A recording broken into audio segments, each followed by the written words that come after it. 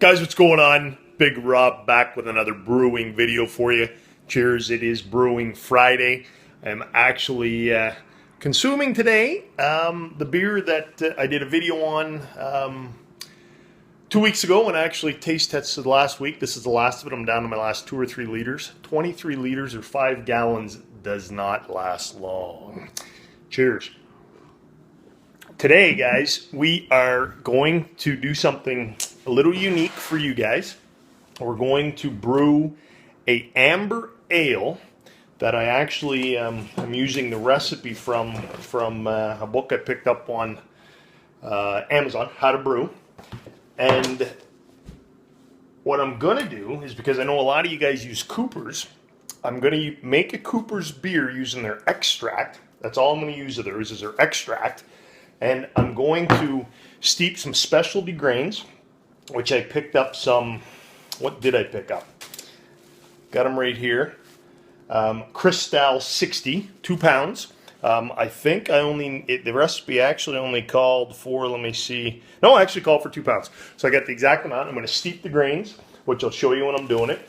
And then I also am going to do some hops. Now I got some different hops. I have... it's going to go Centennial. Are going to go in for the 60-minute. I may only do a 30-minute boil, but if I do a 60-minute, they're going to start right at the beginning. I'll probably only do a 30-minute boil. They're going to go in right at the beginning. Then I'm going to put. Let me see here. Get them right here. Going to use. I can't even pronounce this one. The recipe called for Mount Hood. I don't know if you guys can see that or not.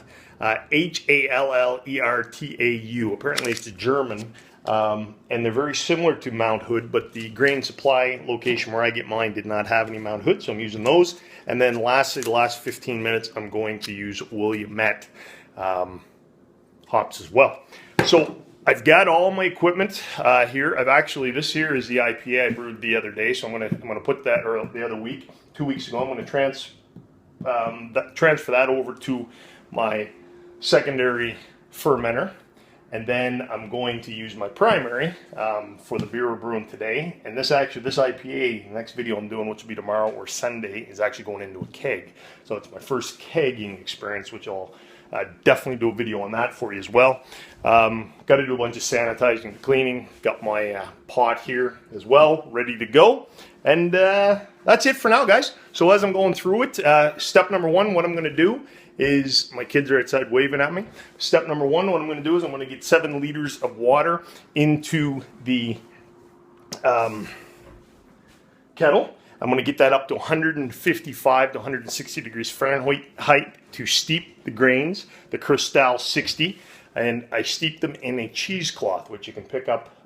They come with all these kits, so you can also order them online, like Amazon and stuff as well. And I'll show you that as we're going. So that's step number 1. I'm going to get 7 liters of cold water in here. I'm going to get it up to 100, and I'll probably get it up to 170, because once you take it off the heat, obviously the temperature goes down. I have my electric battery operated, I should say, temperature gauge, and then we're going to get the grains into steeping mode. Be back soon. Okay, guys, things are cooking along here now. The kettle is, we're getting close. Last time I checked was about 2 or 3 minutes. It goes up to almost 145 degrees Fahrenheit. I want to get that up to about 170.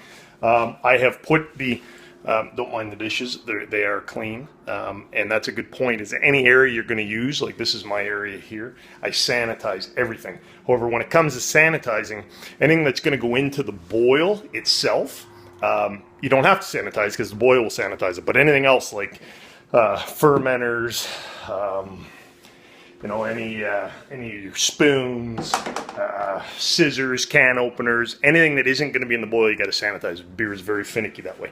So back to what I was saying. I've got the Cooper's Lager in hot water, just from the tap.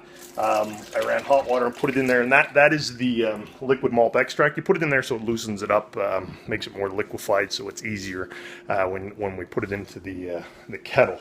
The other thing is freezer. I'm going to do an ice bath. If you watch my last video, I didn't do an ice bath to chill the beer down, and it took a long time to get the wort. It took a long time to get it down to the correct fermenting temperature. So another tip is get your ice going. I just use ice that I make myself. I load up a bunch of trays and I put it in the freezer while I'm going through this whole process. So it's ready to go. Once we get to that point, I'll put it in the sink, the ice, and I'll show you that when we get there. But I put it in the sink, I put the kettle, the pot right into the actual sink, and then get it down to the right temperature. So that's where we're at right now, guys. Real soon, we're going to be putting the grains, the Cristal 60, 2 pounds, into the cheesecloth thingy-majiggy, and we're going to put it into the kettle to steep it for 20 minutes. Talk to you soon. Okay, guys, so we've got the temperature up to about 170. It'll drop down to where it's supposed to be, which is about 155 degrees Fahrenheit. I took the grains that you saw, put them in the cheese bag. Okay, cheesecloth bag, whatever they call it, loosely. I tied the knot up top. I also have a false bottom in there. I put, I don't know what they call it. Anyway, it's a little thing that comes with the pot. I put it on the bottom so that the grains wouldn't scorch on the bottom. And now I'm just going to leave it there for 20 minutes, guys. At least. I might go a little longer because I am using 2 pounds. So I'll put the cover on and I'll keep checking the temperature every 5-10 minutes. If it has gone down too far, I'll put her back on the burner and we'll get her back up to temperature. Talk to you soon. Okay, guys, Rob back here again. We have now taken the grain bag out of the pot. It's all done steeping. You can now take a look at the wort. I've got it. Let's see if I can get that camera on there. We've got her back on the stove now, and I'm bringing it up to a boil. I have put the Cooper's Lager liquid malt extract into the hot water. I did it off the burner, okay? I didn't bring it to a boil and then put the Cooper's liquid malt extract in it. And the reason is you don't want it to scorch it. So you put it in after you take the grain bag out of the pot. You put it in, you stir it up, you get it dissolved, and then you put it back on the stove to get it up to a boil. Once it gets to a slow rolling boil, we're then going to add our first hop additions, which are going to be the Centennial. Another thing I mentioned was, see how nice and clean that is in there? I boiled some water in a kettle to make sure that and after I dumped the liquid malt extract into the pot, I then filled up the Cooper's jug that had the liquid malt extract with boiling hot water in order to get all the malt extract out and into my boil, get all the goodness. So that's it for now, guys. One other thing I'll mention is I do now put my hops typically in a cheese bag, cloth bag, and then put it into the pot to boil. Today I'm just going to put them right in and see what that does. Sometimes I do that, sometimes I put it in the cloth. It leaves a little bit of sediment, but you're going to get sediment anyways. And if you rack it a few times, plus be very careful when you are racking it, you won't get any in your beer. So that's what I got, guys. I will be back in a little bit. Okay, guys, we finally got a slow rolling boil on the go here. It took quite a while. You'll recall I originally put 7 liters of water in the kettle. I decided to top that up. I think I got it up to about 13 plus whatever came out of the malt. Might be a liter at the most. So it took a while to get to the boil. I like to get as much water into the boil as I can. Get it close to a full boil versus just a partial boil.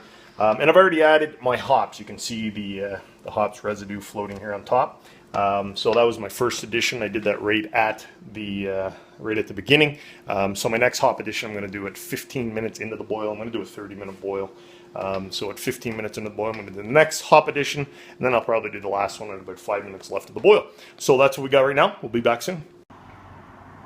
Okay, guys, the boil is over. We put all the hops in. I actually went for a 45-minute boil. One set of hops was in from the beginning. The next I put in 15 minutes later, and then I put the last in with 15 minutes to go. We're now doing an ice bath. You can already see that the ice is all melted. That's only been in there for 5 minutes. This is the hardest part of, I find, this the brewing part is getting the wort down to the pitching temperature where you can pitch the yeast. So you do an ice bath which I find it takes quite a while to get it down to where we need to. So I got that going on. Over here I've actually, I'm rehydrating the yeast.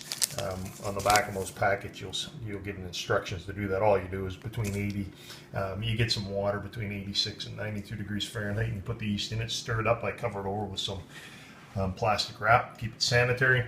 The other thing I got going on, guys, is I have the primary fermenter. It is now sanitizing. I've got star sand in there, and letting that sit in there and sanitize it all while we're waiting for the yeast to get to the right temperature.